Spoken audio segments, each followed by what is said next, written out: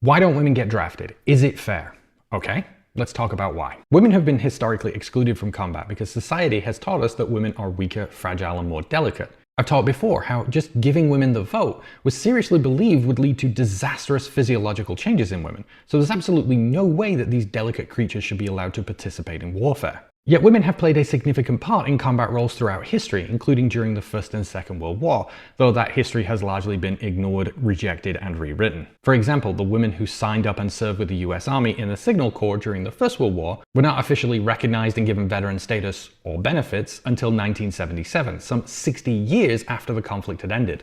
Throughout the 80s and 90s, combat roles all over the globe began opening up to women, though a number of countries still excluded women from ground-close combat.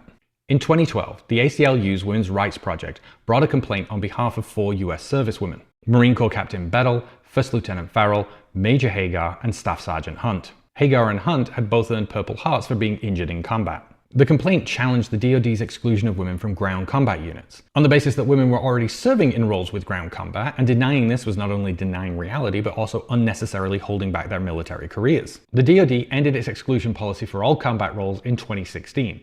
And having won this victory, the ACLU's Women's Rights Project then turned right around and represented a men's rights group, the National Coalition for Men, in challenging women's exclusion from the draft as unconstitutional, taking the argument all the way to the Supreme Court. The Supreme Court had previously argued that the draft was about replacing combat roles, and since women couldn't serve in those roles, it was fine to exclude them from selective service. The ACLU argued that since women were no longer excluded from those roles, then selective service should also apply to women.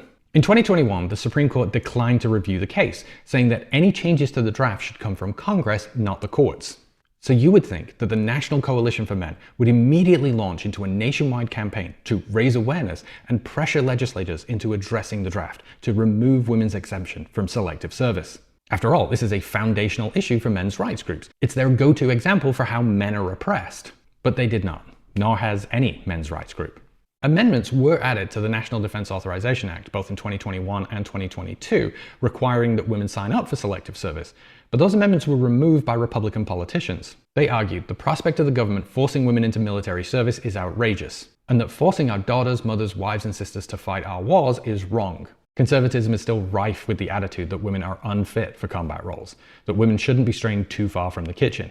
So if the draft is something you genuinely care about addressing, then you need to be spending a lot more time convincing the politicians who can actually make a change to do so, and a lot less time harassing people in the comments.